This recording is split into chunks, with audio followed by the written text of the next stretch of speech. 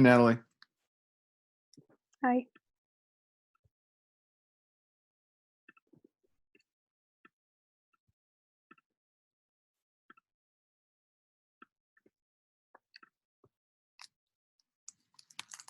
Did I kick you off of the meeting and you had to log back in?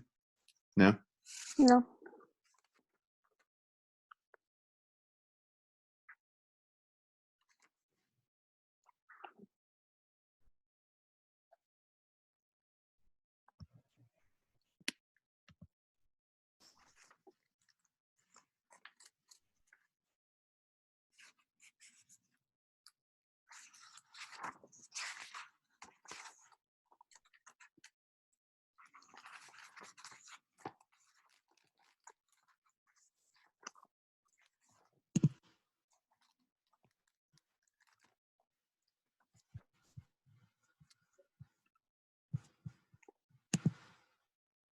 Hi, everybody.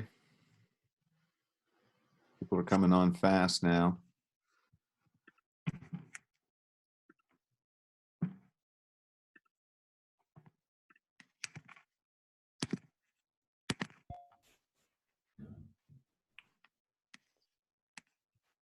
Hello, hello. Hi. Maya, we should talk in person about your application thing. I don't Oh, understand yeah. how that's going to work this summer. Was that for this Okay. summer? It's for, I think it's for a year. It's not just for the But summer. you're muted, I think. Oh. Can you hear me now? I can hear her. Maybe I had the sound turned off. Try it again. Okay. Can you Okay. hear me now? Okay, sweet. I think it's just for the summer, or not just for the summer, sorry. I think it's like a whole year. Okay, great. Yeah.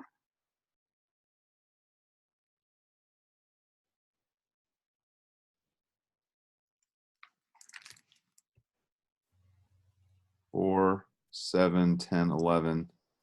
We're still down quite a few people, so we'll wait in a minute or two.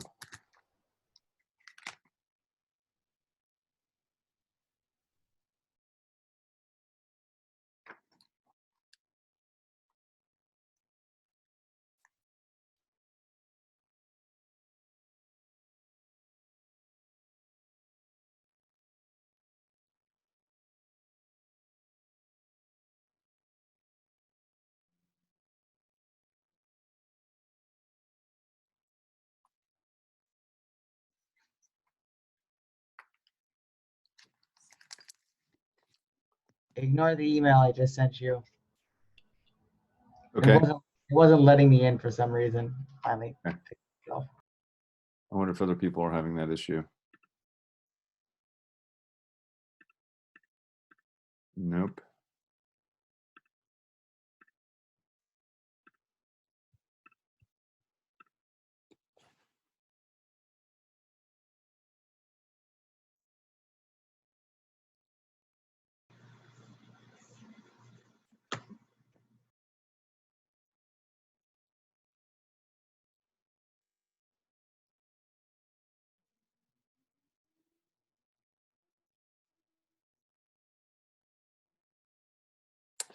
So I don't know if I emailed you about this or not, but I posted the readings that I asked you to do from Cadillac Desert.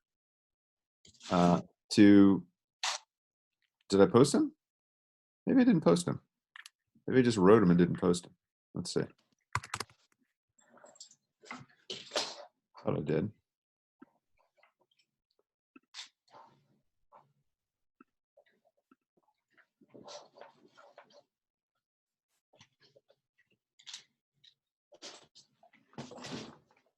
No, I did not. I'll do it right now.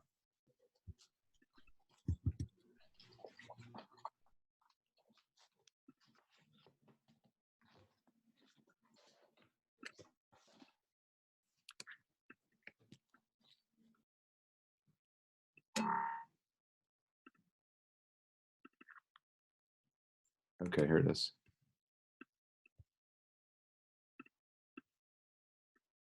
Okay, so now posted to Moodle under McPhee and Reisner papers, under that section, there's a description of the paper that I'm asking you to write and the chapters that I'm asking you to read.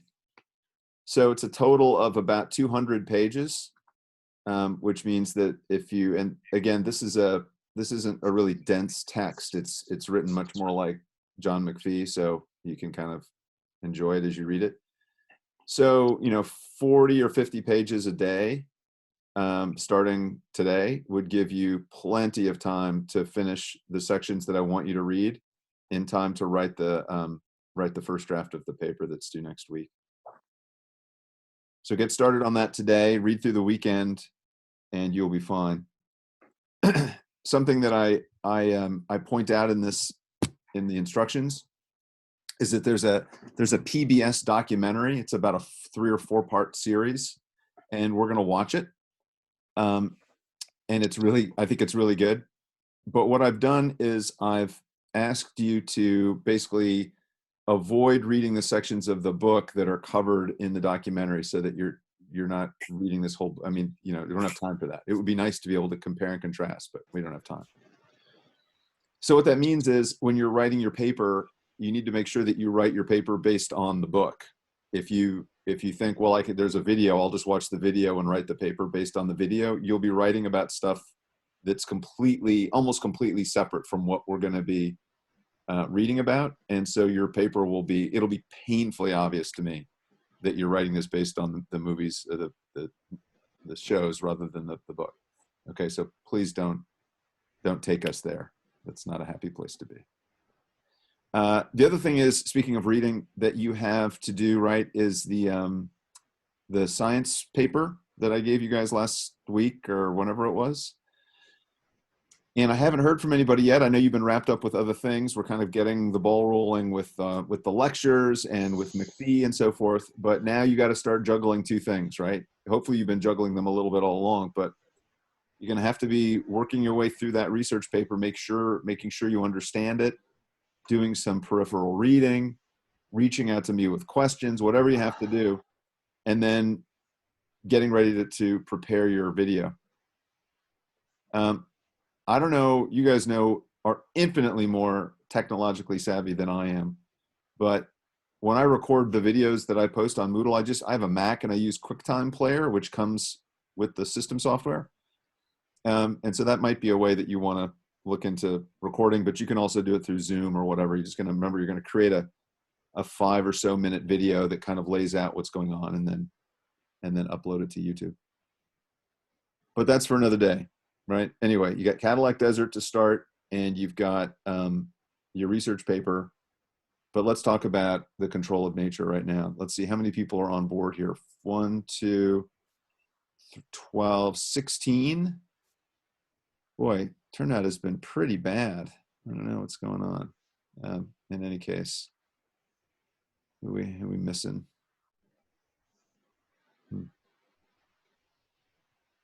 Let's take a look at this.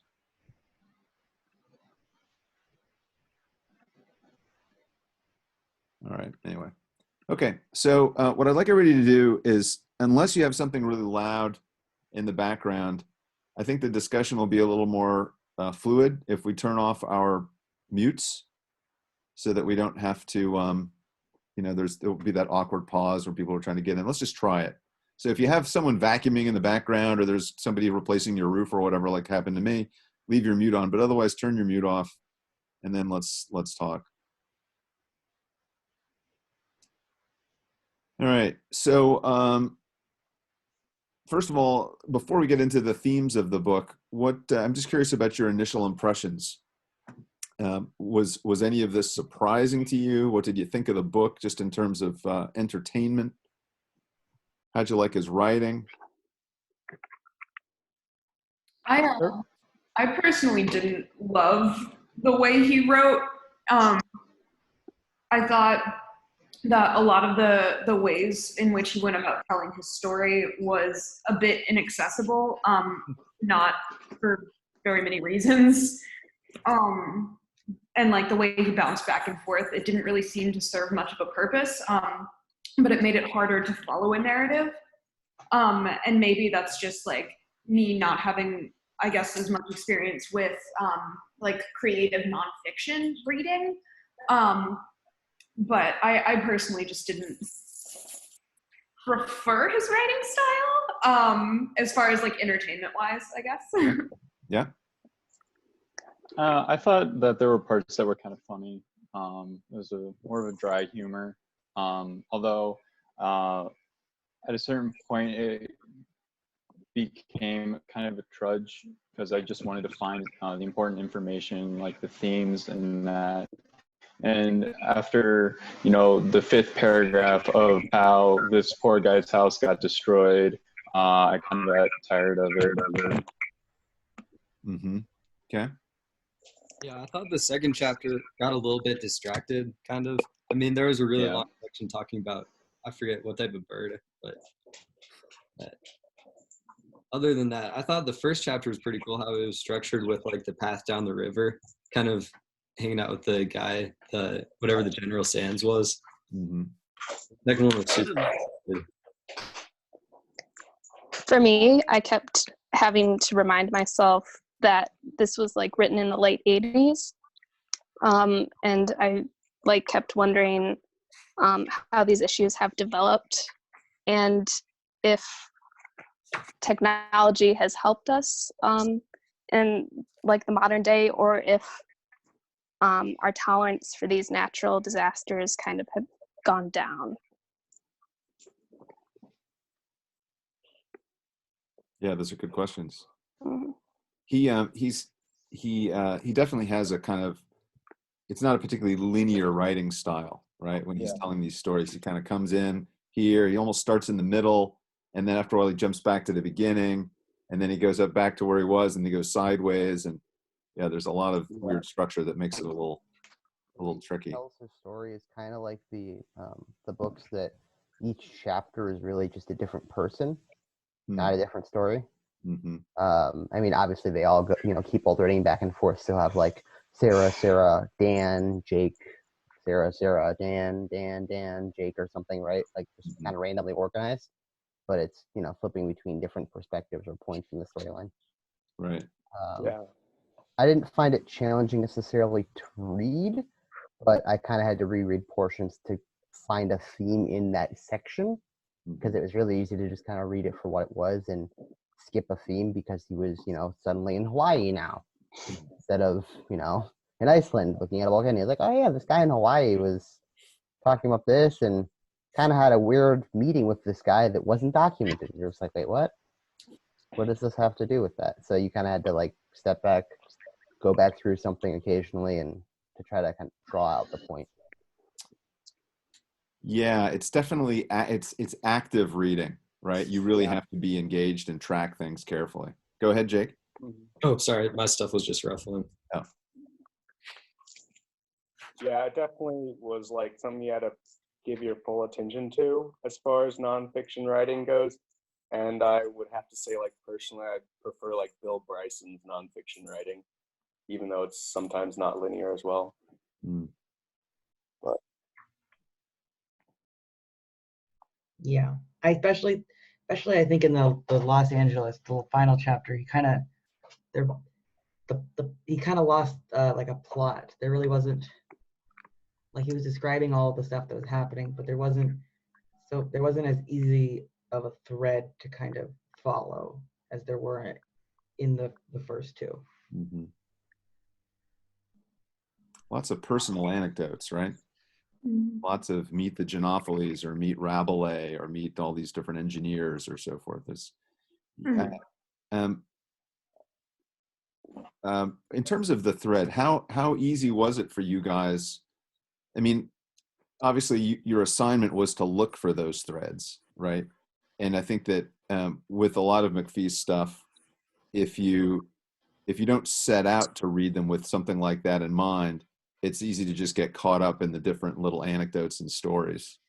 But now that since you guys were so intentional about finding those themes, what were some of the themes that let's just take one or whatever, just toss out a couple of themes, I guess. I would say like the economic value of the task at hand, controlling whatever natural disaster, was like a very front and forward theme. if it wasn't economically viable or stopping the lava flow, they didn't care as much about the town as they did about the harbor, because without the commerce, there'd be no reason to save the town. All right, so let's explore that one a little bit before we move forward. So you talked about the lava flow in Heime, right? And the value of the value of the harbor relative to the value of the town. Why was the harbor so important? It was 12% of Iceland's exports. It was like a huge fishing hub. Okay. Yeah. And so what would have happened if they had lost the harbor? Were there alternatives? It didn't No. sound like it. I mean, they might have had connections somewhere else to something, but it really sounded like that was the central focus on how they connected to other people and made like money and stuff like that. I think there were other harbors on the other side of Iceland, but they would have to go all the way around. Mm-hmm. So then why did they, if there were other harbors, why did they fight so hard for this one? Because it was the only one on that side. And it was also, I guess, in a way, their harbor. Like, it meant something to them because, they had made their life off of it in a way in that town, and now it's being taken away, and they didn't really want to be forced to move across or something like that. Mm-hmm. That they weren't they on an island that was separate from the mainland of Iceland? Mm-hmm. So were there other harbors on that island? I don't think they mentioned any other ones. No, there was only one. Yeah, I think, there were other harbors on Iceland, but not on their specific island. Yeah. If I remember correctly. Yeah, I thought it was interesting how they kept bringing people from mainland Iceland over to the island to help out with that. And it wasn't just like locals of the island trying to stop it. Yeah. Well, it was a pretty small island, so. There wouldn't be enough people. Yeah. Did any of you watch the videos of any of the eruptions? People fighting the eruptions? I watched like one or two, yeah. I was trying to find a video of Flakkarin, but I couldn't find any. Yeah, it's interesting, I think, to consider the risk that they were putting themselves in. Not all of them, but some of them were really putting themselves in harm's way. And one of the questions you have to ask yourself is, why? At what point does the economic value of this harbor outweigh the risk to your own life? And I mean, people, as you guys said, people from mainland who didn't even live in the town were coming out to help fight this thing, right? I mean, they all sort of saw this as a communal enterprise.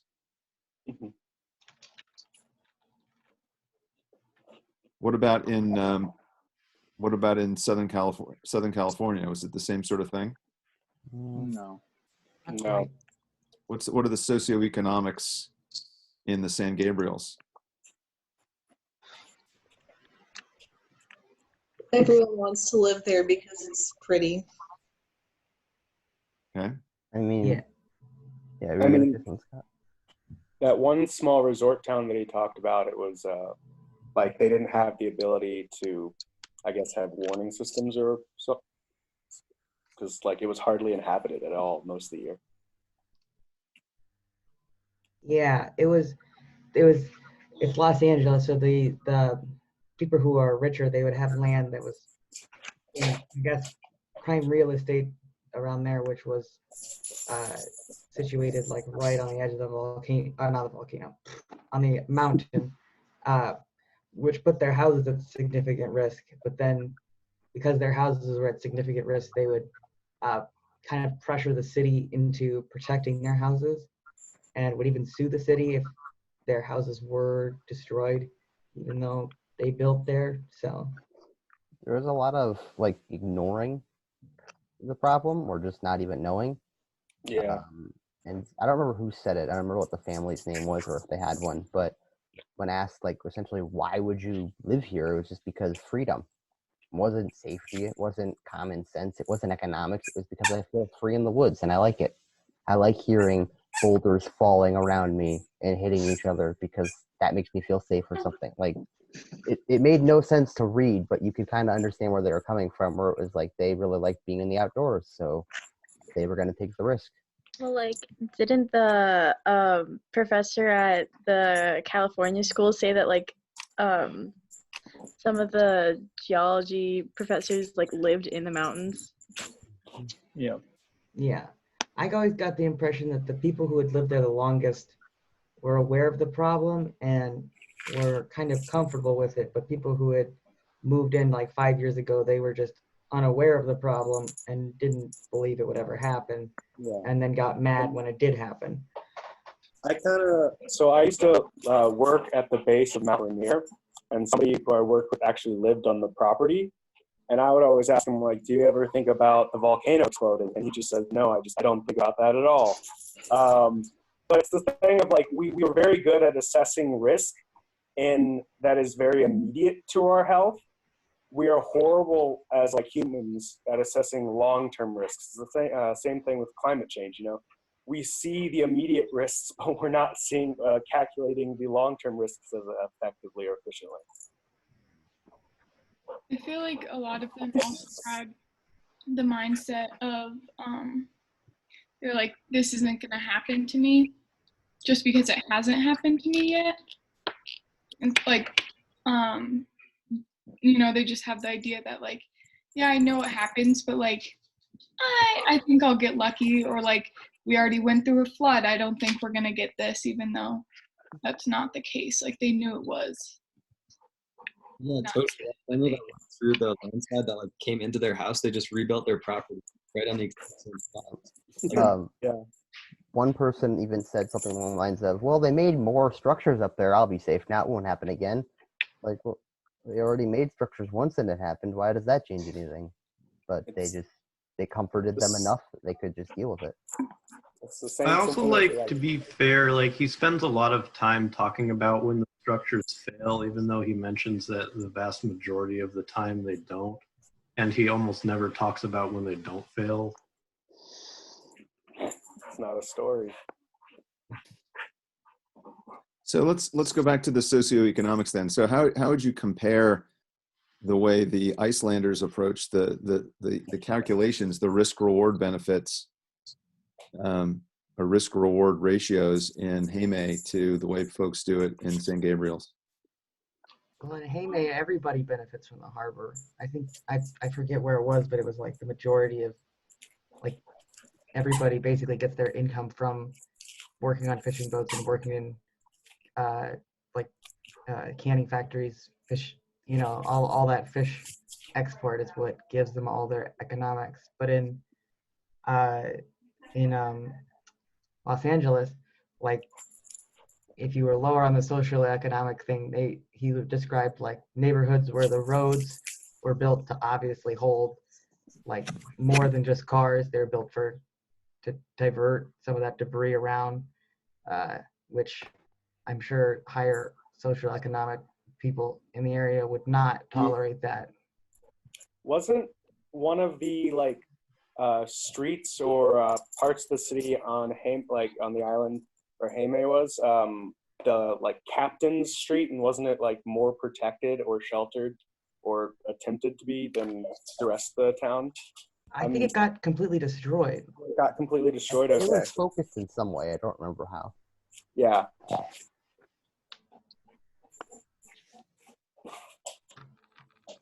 I guess kind of what. Oh, sorry. No, you go ahead. Okay, I would definitely say the socioeconomics around the Mississippi River, New Orleans, and was it Morgan City, or were definitely more, I guess, noticeable in the way that he approached it. Yeah, for the Mississippi or for the harbor more so, it was almost the way the town survived, right? In the Mississippi, there's a lot of businesses built there. There's a lot of travel and trade through ships. There's people that go out to the swamps. It was central to their community and a lot of the economics that happened there. In Los Angeles, it's an occasional, oops, my house is gone. It doesn't actually serve any economic benefit to you. There's no, I need this to make money. It's just, I really hope this doesn't break my house. I don't know. That's It's not hard. entirely true. There I are would say jobs. it's- Yes, but it's not like the lifeblood of the community itself, right? Like the harbor is how that entire community existed and made income. A I would mountain say is not the same as that. I would say it's like the difference between like a service industry and a production industry. Like the Mississippi being like with a bunch of commerce and various businesses surrounding it, and even the two cities, versus Los Angeles, where it is a service-based industry. There's many businesses around that area, versus in Iceland, where it was all centralized around just fishing and producing like more, production more than a service kind of setting. When talking about like socioeconomics and not just like economic production in general, I think it was actually a lot more apparent in the Los Angeles example, how these things related to each other, like as opposed to the Mississippi example, because while it's really there and it's really easy to like notice like class differences in like the Mississippi Delta area. It's like he talked about in Los Angeles, like the wealthier you are, the more you move up the mountain. And when you move up the mountain and like you take out more of the like coverage up the mountain, you're putting at risk people lower on the mountain. So you're directly like impacting like people like like at the base, like you're putting people who don't have the same resources as you to continue moving up at greater risk. So even though it's not like an effort to protect like economic production like it is in Heime, where it was kind of like a group effort of like, okay, this is something that like our community needs. It's like, this is me and I'm going to protect my house and like my own well-being, and then like get into fights about liability afterwards, where it was very individualistic versus like collectivist. So it's not like directly related to economic production. I think socioeconomics is like maybe the most clear in that example, at least to me. It was. Yeah, I mean, it was also pretty clear in the Mississippi thing because they were like arguing about how much water should be let through the dam in order to, and so. Right. And I definitely agree with that, but the way he went about writing it is, he like talked to the like crawfishermen, and then he went back and he talked to the Army Corps of Engineers folks, and then they were like, oh, it's not actually a money thing at all. So it's really easy to notice those things, but I think it's like less related. Like he didn't tease it out in the same way that he did in like the second two, at least is what I interpreted it, which is why I like personally de-emphasize that. Yeah. It also has the whole levee system though. The levees that were like, could be, in an emergency, you could destroy the levee, but that's basically like destroying houses to do that. Destroys everything below the downriver from you. It's also property, the way they kind of viewed property. On Heime, like it was owned by Iceland, like you rented the house, whereas these other places, including the swamps, the way ownership of the land, it was different. In Hawaii, everyone owned their own land. Everyone was liable if the lava flow went elsewhere. The place could be sued, so they just let it go where it wanted to.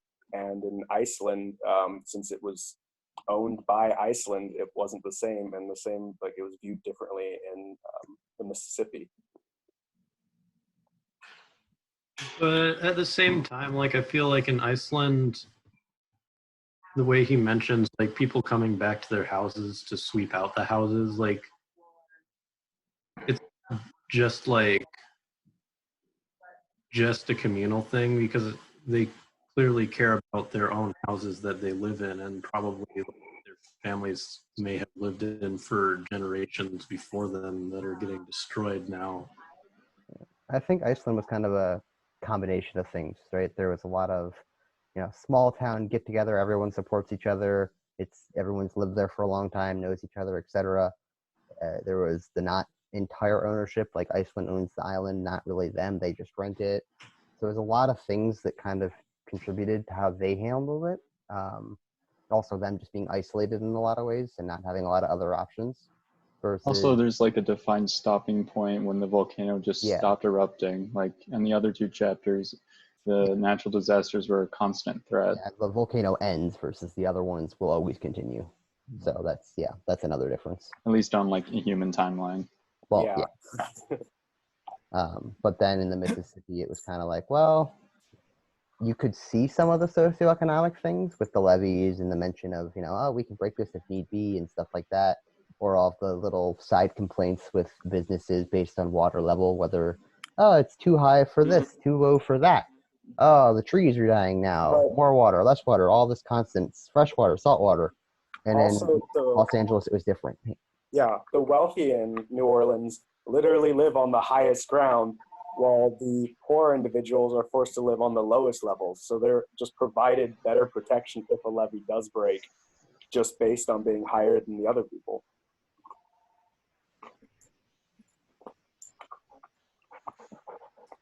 Yeah, I think that what you guys are saying is really smart and really insightful. And you also began to segue towards the end of that into another really major theme of the book, which is this idea of time, right? Lots of you mentioned in your papers, at least in your first drafts, I haven't read the second drafts yet, that, that quote, nature is always going to win, or whatever that quote was, something akin to that. And it's a tough calculation to make, right? You are either now or soon will be taxpayers, and you are either now or soon will be voters, and an awful lot of money at the state and federal level gets put into, or even county, if you're in Los Angeles County, maybe. An awful lot of money, an awful lot of resources get put into these sorts of questions. And you have to ask yourself, how do we calculate the return on our investment? So if you were, for something like, I think as Jovi was saying, if you're an Icelander, Heimaean, whatever, you'd say, look, this was great. We improved our harbor. We have free hydrothermal heat. Everything's great. It's over. And maybe that volcano will erupt again in another 200 years, but that's a long time. It's harder for people in the Mississippi Delta to be able to say that, right? Or a homeowner in the San Gabriels to say that. So how do we, as residents of this country who are paying taxes, or how do you, as residents of areas where you might suffer from these kinds of issues, how do you determine when enough is enough? How do we determine that? I think in a way, like, I wouldn't know how you would, there's definitely a dollar amount assigned to everything that people could agree on, but a lot of it is around tradition, and you can't really reason with tradition. New Orleans is probably going to be there as long as we can possibly keep it around, because they'll just keep building levees higher, and water will keep breaking through, and the sea level's still rising. So yeah, but at a certain point, are you spending more money on keeping people there than you would have spent if you just, say, relocated the families somewhere else where these actions aren't a problem? But there's the infrastructure built around New Orleans too. That would be costly to build. So there's the investment that you've already put in there, and trying to relocate a large city like New Orleans, a big shipping hub. But what about all the levees, rebuilding Elk River? I'm not saying it's logical. Constantly pumping out. It's tradition. It's really, yeah. I know that along the eastern coast, in the hurricane zone, there's lots of people whose houses get continuously destroyed. Florida as well. Yeah, and then they also they have an insurance program through the government, but they they keep living there. It's more of their families have lived there for years, and even though the insurance from the government started as a way to transition those people into homes that were not as high risk, they will continue to live there because their families have lived there for so long. And it's There's two separate parts to this. One is economic, right? Enough is enough. I can't afford to live here anymore. And the other part is like cultural tradition, right? Is this meaningful to me as a place? Does this Like, place hold value to me other than just economic? I think in Los Angeles, there's a different, you can have a different take on it. Like a lot of people will move out once their house gets destroyed, but the difficulty is that people want to live there because it's always sunny and it's a nice area. There's a lot of things to do. It's a bustling community. But I think it can very easily be changed through like state policy. Like instead of, constantly promoting, oh yeah, we're the sunshine state and you should come live here because it's paradise.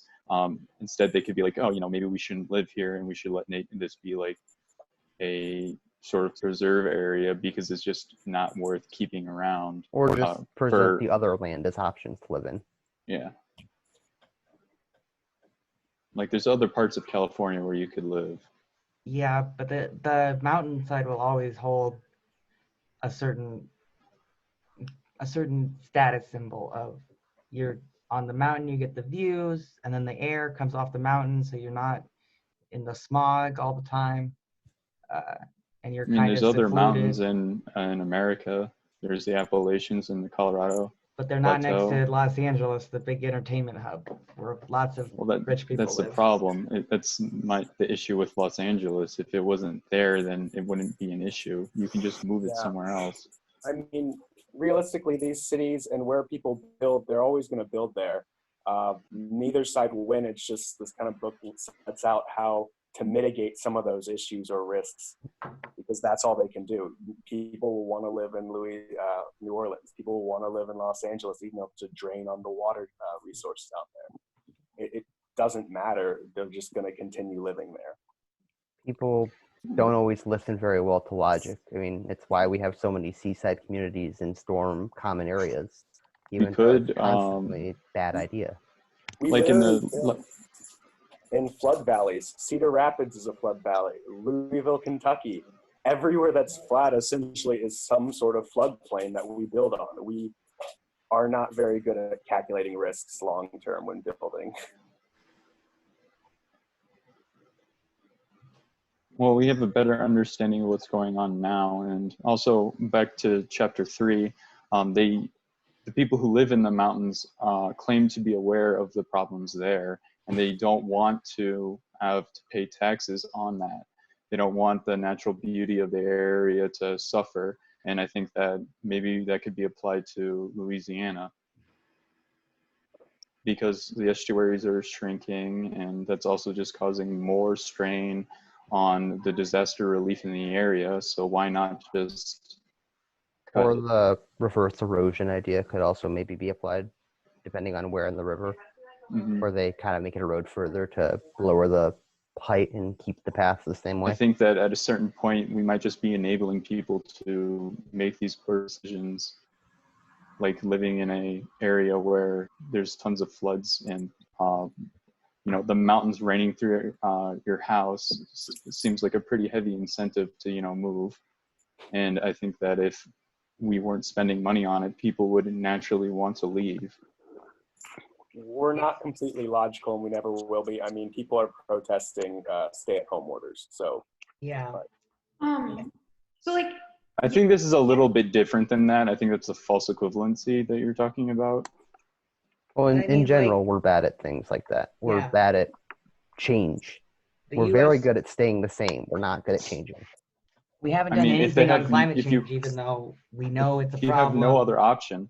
Also, I don't think that's necessarily true. Climate change is through the market is actually changing on its own, because green energy is actually more affordable than fossil fuels. Yeah, but that doesn't stop, even though it's completely illogical, it doesn't stop like the government from bailing out oil industries and coal industries. It doesn't. Okay, and then we can say that bailing out coal industries is like, let's not go too far afield here. Let's stick with this is circular. I don't remember McPhee talking too much about this. So let's stick with McPhee. I think at the end of the day, it's important to understand that we as humans tend to do what we want to do, even if it doesn't always make sense, and that but there are something we don't appreciate. but there are plenty of regulations that exist that stop people from making bad decisions, or actually that incentivize them, as you guys are saying, to make bad decisions.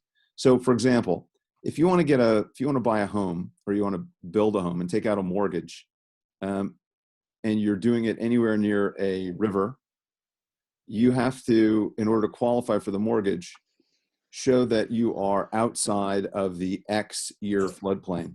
And it's often the 100-year floodplain. And if you're within the 100-year floodplain, then you either can't get a mortgage, or your mortgage rate is higher because the bank's investment, which is your house, is more risky, right? Mm-hmm. And so, so there are financial incentives that are there to make sure that you're not. Didn't they mention like people buying and selling the land, like not through the banks? Well, right. So then we get into other questions, right? Like, so for example, if you have a house and you don't have flood insurance, say your house has been inherited a few generations or something before these regulations went into effect, and you've just been living without flood insurance, and a big flood comes along and you get wiped out, is that it? Are you just out of luck? How has it worked for the last 50 or 80 years? You get disaster depends. relief, and you can. Yeah. A lot of times the Federal Emergency Management Agency, FEMA, has come in and literally bought people out and bailed them out. So they were living in an area that was a flood risk, and they get flooded, and they don't have flood insurance, and they get destroyed, and the federal government comes in and bails them out. And the interesting thing about that is that a lot of times those bailouts come with no strings attached, which therefore allows people to take that money and do what? Build in the same place. Build the same house in the same place. Yeah. Which or is a more expensive one in the same place. Which is particularly frustrating if you're a taxpayer who just funded that. I mean, there are plenty of reasons to be upset with how tax money is distributed, right? And I'm not going to go down that alley. I'm just saying it's interesting. So it's in recent years, the federal government has started to say, we will do this one more time. Like you get flooded, and we were going to this is your last one. So if you want to spend the money by reinvesting it in the same property on the same place, now you're really absorbing the risk entirely on your own. There was a movie, I believe, about that, and like a family's house got flooded over 4 times, and they never moved. They just kept getting bailout after bailout after bailout after bailout, and it was like 4+ times of their whole house being flooded and everything crashed. And there was one community on the Mississippi back after the big flood in '93, was it? That the federal government basically came in and said, look, we will bail you individually out one at a time, but that's it. Or we will pay to move your entire town. And they literally rebuilt the town up way out of the floodplain. So these people had to live in trailers, which kind of, was a tight little amalgamation for them for a year or 2 years or something while they rebuilt these homes. But then they never had to worry about being flooded again, which is an interesting idea. I mean, you can imagine if you were to like suck everybody in the world up in a giant vacuum cleaner into space and then put them back down where you wanted, you probably wouldn't put a lot of people where they are today. Right? And yet that's where they are. And as you guys have been saying, because we're humans, we develop emotional attachments to our location, to our house, to our neighborhood, to our town, to our state, whatever. And it just makes it hard to move people. I wouldn't want to do it. I mean, where I live especially, there's still tons of dirt roads everywhere. And it's just kind of how it is. And because of that, you can't even really change them because there's not a wide enough space to make a full 2-lane paved road. And so stuff like that, even where it's not so much wanted tradition, but just kind of, well, we accept it because it's really hard to change it. Stuff like that even plays into it. Sort of on that point, and something that I wanted to say earlier, when things were getting a little spicy, is along the lines of that. There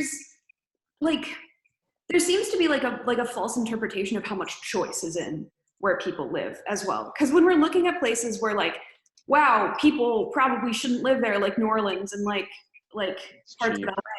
Like LA has like the greatest homeless population in the nation.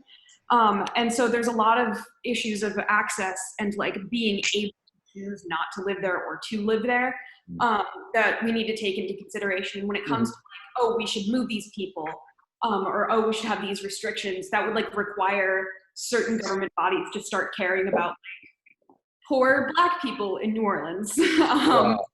And that's like not dismal, but yeah, it's not only that, but like southern communities just tend to be poorer in general. Yeah, or like job access. I mean, you got to be able to move someplace that has a job you can accept and take. Yeah, and so there's a lot of issues of access and like structural inequality that also need to be talked about when we're talking about like the idea of choice and where people live, because this is an issue that is clearly multidimensional. A lot of families. Well, I'd say that a lot of people choose to live in LA because it's relatively expensive to live there. Now, granted, if you don't have a home there, I think that would be an exception. But if you own a home there, you can probably afford a home somewhere else for much cheaper. But it's also where the jobs are. Also, yeah, it's the jobs. I mean, you've got a People job move and you work there. I didn't mean to re-spark No. too much here. I just wanted to say it's more complicated than No. people just choose. I agree with that because it's oftentimes the places that are dangerous or not great to live in for disaster points of view, for some reason happen to be where all the industry is. We tend to build all these central, like, important things for economics around areas that then become a problem. I mean, that's also kind of brings up a question that I had, because I was wondering, like, the debris flows in Los Angeles, like, they don't go all the way down through the whole city, right? And I feel And they like a could, lot of times the most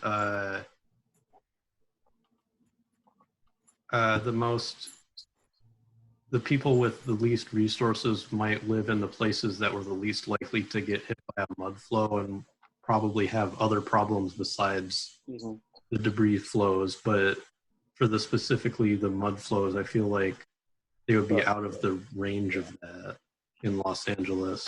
I mean, yeah, I would also say, like, historically, at least for the Mississippi River Delta and Haymaker, like, they're geologically, like, unique places in that, one, they allow natural, like, shipping across these basic, like, highways rivers were in the past, you know, easy transport of goods across a large portion of the United States, or a bay, which is shelter from storms and large swells and other things that aren't plentiful elsewhere. Like, you can't always find those things, and so you start building, and then over time it's there now.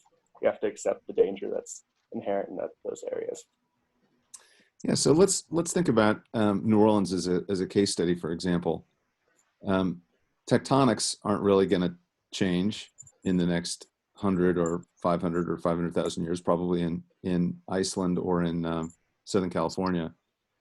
But the dynamics of the Mississippi and the Gulf are going to change, right? And why are things likely to change, and how are they likely to change in the Mississippi Valley in coming decades? Raising sea levels.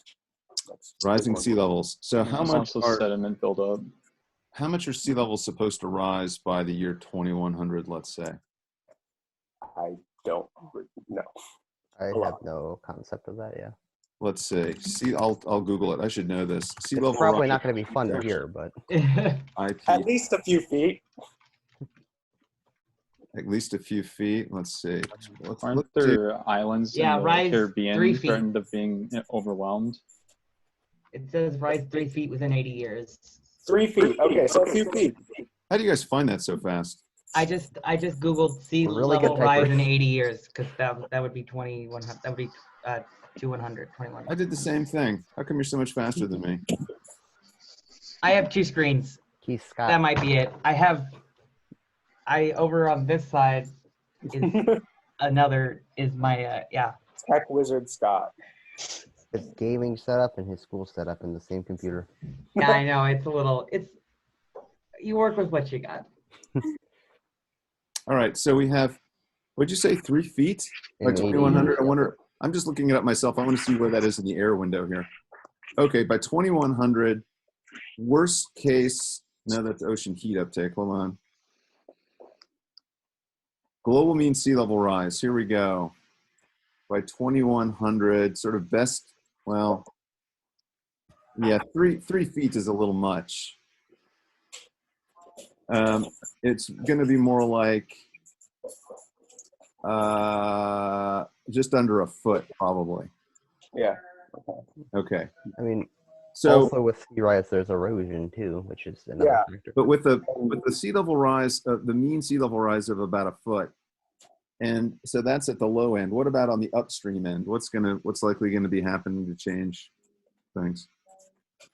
Yeah, because the Mississippi is like so flat, right where it dumps out into the Gulf of Mexico, it's basically just getting pushed back, and it's gonna flow into the Atchafalaya at some point. And even if it doesn't happen at Old River, they say that it'll probably happen at some place. Okay, but in terms of the flood risk, we've got a higher sea level, which means that the levees are going to be threatened from the downstream side, right? Mhm. And the ocean water is going to be encroaching. But what about from the upstream side? What's the risk that is likely to be occurring in the next few Probably decades? going to be more rain. More rain, we have more roads, parking lots, things that More just- erosion. Yeah. So there's going to be very likely greater rainfall flowing into the Mississippi, which is going to raise, and maybe more frequent floods, which is going to raise water levels there. And you're going to have a higher sea level, which means the gradient has been reduced. So the floods are going to have a harder time getting it. So it's very likely that in our lifetimes, well, certainly in your lifetimes, we could see Katrina-style flooding of New Orleans happen. I don't know, maybe in another 40 or 50 years, maybe it happens twice in a decade or twice in 2 decades. And at some point, as those sorts of things begin to happen all over the world, like in Venice, which is a city that's subsiding as well as is New Orleans subsiding. As these flooding events become more frequent and sea level rises, there are going to have to be these decisions that are made, whether or not to stick around. And they're already happening. There was an article in the paper today or yesterday, about people living in Bangladesh, and they're already seeing, floods. I've not been to Miami in forever, but supposedly Miami is now raising the roads like a lot because high tide and high winds are bringing the water into town all the time. It wouldn't surprise me.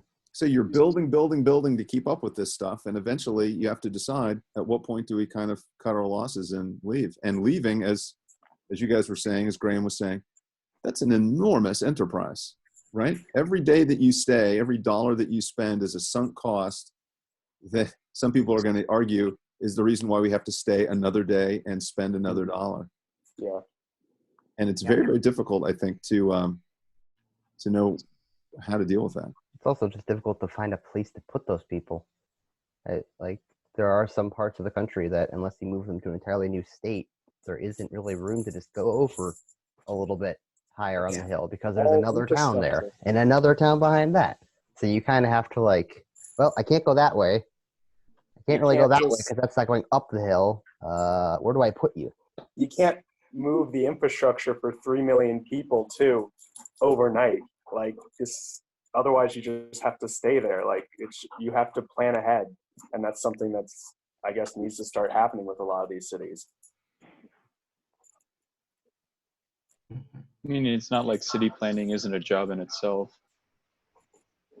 There are people who do this for a living. This is like long term. This is almost like really long term evacuation, but over many years. Cities.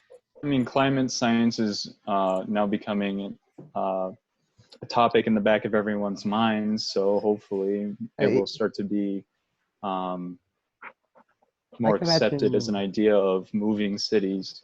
I can imagine new cities being built in areas that are more intelligently chosen, or how we would interpret it as intelligent chosen. Also, you can avoid putting it by river because we have, different forms of transportation.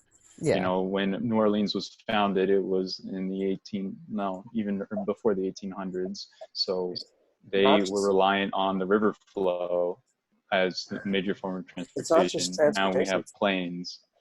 It's water. It's just water source too, fresh water. Some places don't get their water from aquifers. They need a fresh water source. So a river is a convenient one. And they're in floodplains usually. So And it's also all the shipping infrastructure.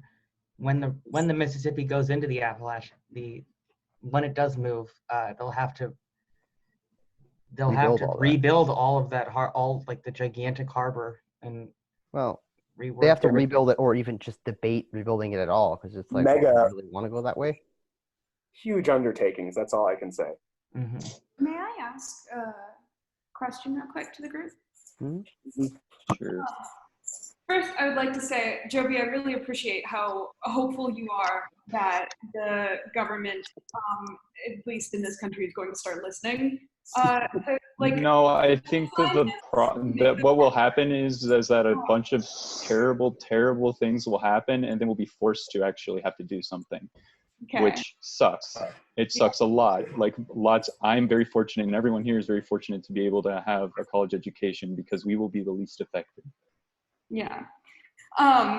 But I would like to ask, something that I noticed that McPhee talks about a lot is like this rhetoric of like war on nature, or like war against nature, and then like the frontier is the word that I really want to pick at. Is we're talking about like these specific points where we need like untamed nature essentially, and like, do you guys think that these are just like feats that we haven't like stopped yet? Because if you look at places like the Midwest, like Iowa has like what, 1% like natural habitat. So this is not the frontier, and this is what we consider like a safe place to live.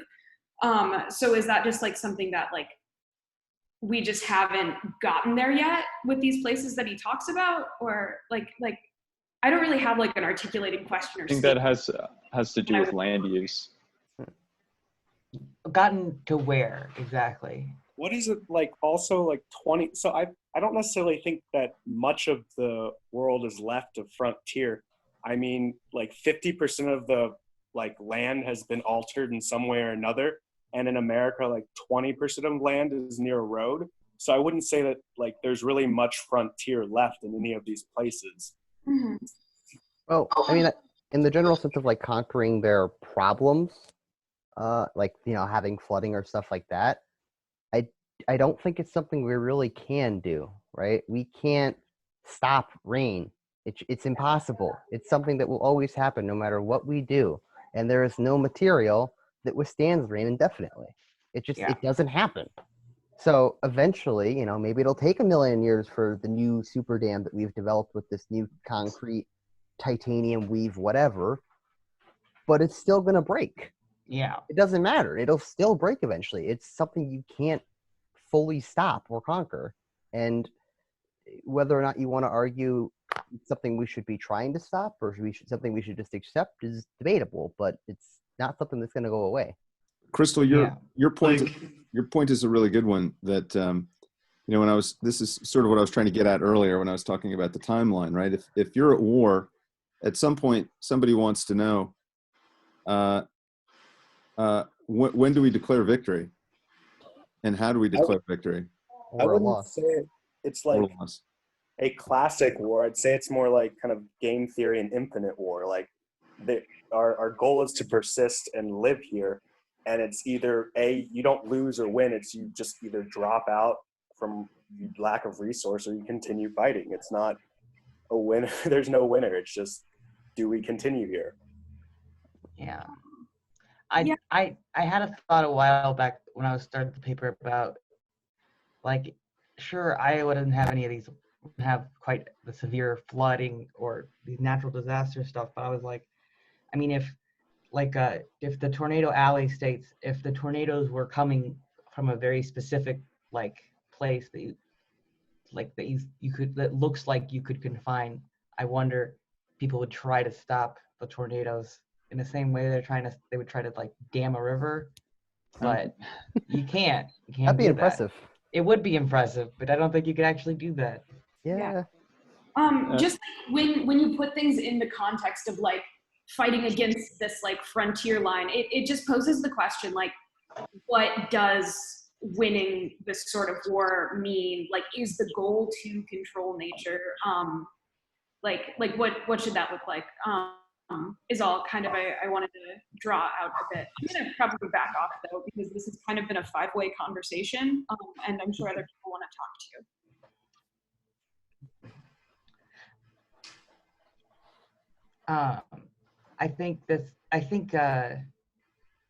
I think right now it's more of a reactionary kind of war where something happens and then we try to fix it.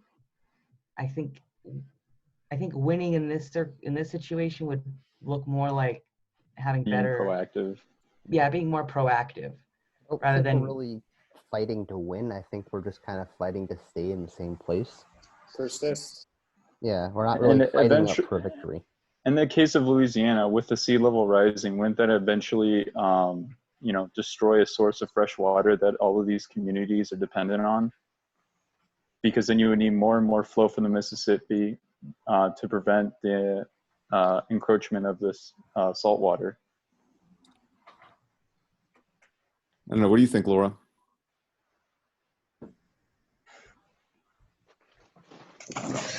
Well, I think that you're right. I think that a lot of what we see in this, in the scenarios in this book and in other places, is mostly just like people fighting like the effects of nature instead of like doing something that would actually like help their situation more. Like, I don't know. It's it is very reactionary. It's very limited to just, you know, fixing what you can in order to stay where you are instead of, you know, questioning what would be a better place to go. Mm-hmm. Or a more permanent way to fix the situation. Yeah, and Samantha, what are some roles that what if any role does the government play in helping us make those kinds of decisions? I guess like as long as the government's still like willing to fund projects that keep us in the locations that we are at, then we can continue to be there. And when the government decides that's not worth funding them anymore, then the grudge match is over. When household opinion shifts enough, then that's when I guess the government to fund those projects will shift. So I don't necessarily know that's true. Do you think, Sydney, do you think that's true, that it's a really just a basis of household opinion? Does the government, do politicians generally follow the will of the people? No, they follow lobbyists. Well, let's ask. I asked Sydney, Joby, so let's let her answer. Well, I would say that they follow what is best for not really the people, but like themselves, and like what's gonna get them the furthest. And that they put a lot of other things, like what's gonna make them more money or what's gonna get them more successful before. So I think it just depends on when it becomes like, I can't think of the word, but like when it becomes profitable for them. Yeah, like when it's best for their actions to fix it. Mm-hmm. That makes sense.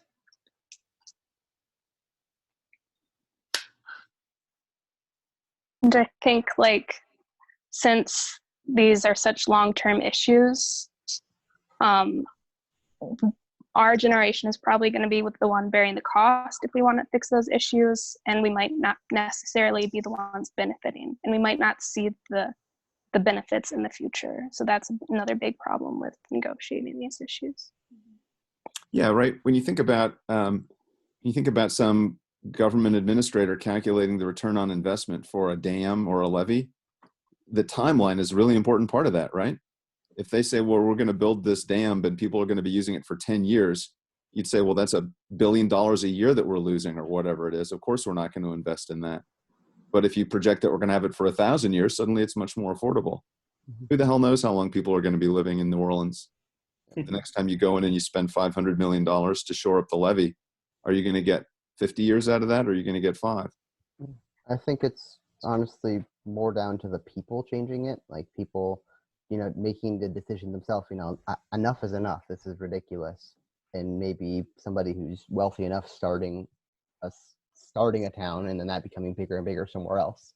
That might be the faster way we'll see change. I don't know if it's more likely, but if it did happen, I would imagine it'd be somewhat faster than just waiting for the government to decide it was profitable. What do you think, Tiff? What's the role of government in facilitating these changes, which are certainly going to come given enough time, right? I think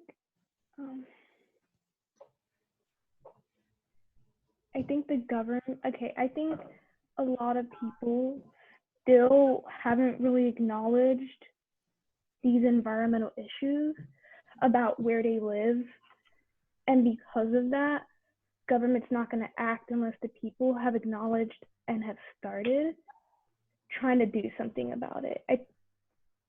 I don't think the government, even if it's in our best interest right now to do something about it, I don't think they're going to do something about it unless we put the pressure, and we haven't gotten to that point yet, but when we do, they will do something.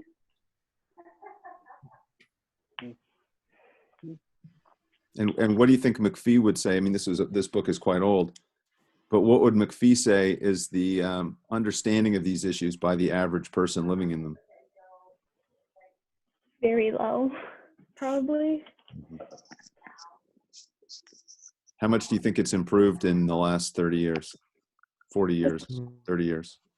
I think we're a little more aware, but I think for very local, we all know about climate change, but for very localized issues, I think there's still a lot of ignorance there.